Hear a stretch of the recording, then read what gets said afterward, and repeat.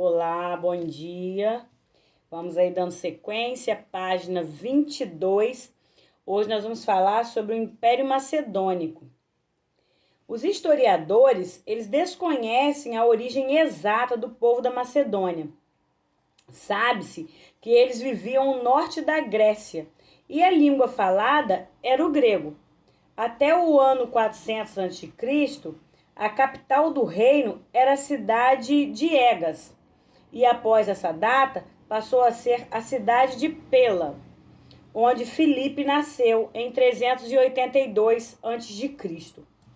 Filipe tinha a intenção de conquistar outras terras além da Grécia. Seu objetivo era formar um império. No entanto, pouco tempo depois da conquista das cidades gregas, em 336 a.C., Filipe II foi assassinado em seu palácio e seu filho foi coroado rei aos 20 anos de idade, com o título de Alexandre III da Macedônia. O novo rei da Macedônia havia participado ao lado de seu pai da batalha de Queroneia, e tinha um bom conhecimento de estratégias militares. A gente falou já, quando ele foi capturado, ele aprendeu muitas técnicas, Então, ele ficou aí com esse conhecimento. Alexandre foi educado pelo filósofo grego Aristóteles, que lhe ensinou os conhecimentos filosófico, artístico e científico da Grécia. Quando adulto, tornou-se um grande admirador da cultura grega. Depois de organizar um grande exército, partiu para o Oriente, em busca de novas terras para ampliar seu império. Ele conquistou a Pérsia e suas colônias, como a Síria e a Palestina, enfrentando um numeroso exército de Dário III. Conquistou o Egito, onde foi recebido como um libertador, pois lá estava dominado pela Pérsia. Então ele foi, coroado aí libertador, foi tido como um libertador por conquistar essas terras que estavam sendo dominadas pela Pérsia. A cada novo lugar conquistado, Alexandre empreendia uma política de respeito à cultura local, ao mesmo tempo que apresentava a cultura grega aos habitantes.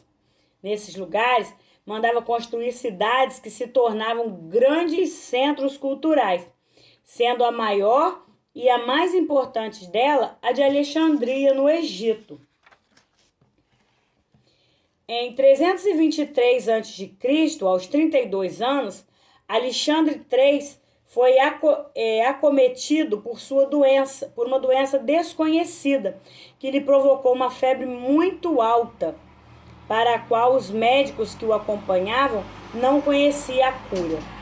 Assim, morreu sem conseguir voltar para Pela, sua cidade natal. A partir de então, passou a ser chamado de Alexandre o Grande ou Alexandre Magno.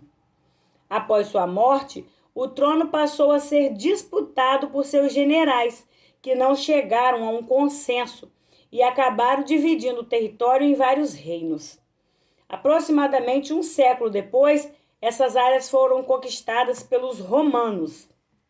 Então, após tantas conquistas, ele acabou tendo uma doença, da qual não obteve a cura, e o seu trono passou a ser disputado por generais, que não chegaram a um consenso, e acabou tendo que ser dividida, então, essas terras em reinos, E a gente tem atividade, tá? Na página 24, aguardo, façam as atividades, tá? E na página 25, nós vamos falar sobre o helenismo. O que é o helenismo, hein? Alexandre reuniu a cultura da Grécia com a dos povos que conquistou. A gente viu que ele foi conquistando terras ao longo da sua trajetória como rei. E então ele foi reunindo essas culturas, E isso ele fez com que a cultura de cada povo conquistado fosse respeitada, tá? Ele não fez com que ninguém mudasse a sua religião, a sua cultura. Ele respeitou essas culturas. E com o passar do tempo, houve uma fusão de diferentes culturas. E assim surgiu o helenismo, né, que foi essa junção de várias culturas, de vários povos juntos. Esse termo teve origem na palavra Hélade, ou seja, terra dos helenos, que a gente também já estudou, né? Lá no início da Grécia Antiga, os povos Hélades, né? Os helenos, como era chamada a região onde viviam os gregos. Após a morte de Alexandre, Ptolomeu, que era o general a quem coube o Egito, e seus descendentes transformaram a cidade de Alexandria em um grande centro cultural, reunindo a cultura grega e oriental. A presença de cientistas e pensadores de diferentes lugares e a organização de uma biblioteca impulsionaram as pesquisas em diversas áreas, como a matemática, a geografia, a astronomia, a filosofia e a medicina. A Biblioteca de Alexandria e seu museu se tornaram, sob os reinados, né, dos Ptolomeus, o maior polo de conhecimento e o mais completo acervo das obras da antiguidade.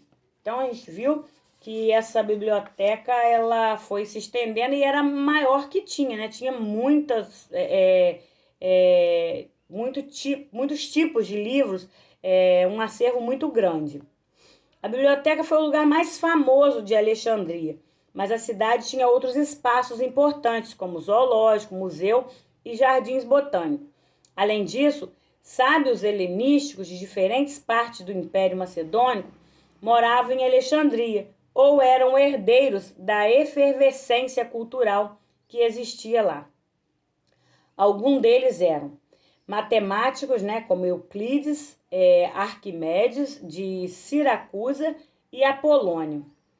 Os astrônomos, que eram Aristarco de Samos, Hiparco e Ptolomeu. Os geógrafos, né, era como Eratóstenes. Os médicos, né, como Galeno, filósofos como Plutarco, poetas como Calímaco, que também era bibliotecário, e Teócrito. Essas pessoas se dedicaram ao estudo de ciências diversas e chegaram a várias conclusões teóricas.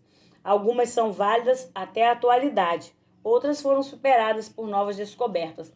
Com o tempo, algumas delas foram inovadas, outras técnicas foram se desenvolvendo e elas foram substituídas. Aqui a gente tem essas pessoas que a gente acabou de falar. No caso aqui, ó, o Euclides, o Arquimedes, o Aristarco,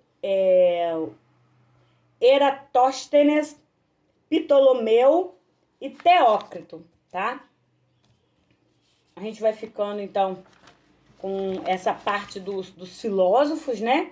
E aqui na página 28, a gente tem um quadro onde você encontra as informações relativas ao pensamento de alguns sábios helenísticos que viveram em Alexandria ou foram influenciados pelas ideias que surgiram lá, né? Algumas dessas destacadas e superadas, como a gente acabou de falar.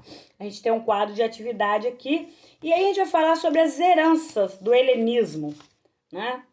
As ideias de filósofos, cientistas, geógrafos, matemáticos e sábios helenísticos de outras áreas foram fundamentais para a construção do conhecimento sobre o mundo que temos hoje. Contudo, talvez a herança mais importante do helenismo seja a situação que possibilitou toda essa produção, ou seja, a troca de ideias e o aprofundamento de conhecimentos que o caracterizavam, que foi resultante, né, do contato entre pessoas vindas de diferentes partes do mundo. A gente acabou de falar que o helenismo foi essa junção de culturas, por isso que as diferentes o contato, né, resultante entre diferentes pessoas vindas de diversas partes do mundo. Pessoas que tinham sido formadas intelectualmente na Grécia, na Pérsia, no Egito ou na Índia, que trocavam informações e construíam juntas novos conhecimentos na Alexandria ou nas demais cidades fundadas por Alexandre. Esse é um ensinamento que não podemos esquecer nos dias atuais, de alguma maneira. De alguma maneira, isso se aproxima muito da realidade atual, ou seja, né, em que a troca de saberes entre pessoas de diferentes países acontece por meio das universidades, da internet e dos livros. Por isso a importância, né, da gente aprender aí novas línguas, novos costumes, e isso não deixou de acontecer até os dias atuais. Temos atividade também na página 29, 30 e 31. Tá joia? Ó, beijão e até a nossa próxima aula.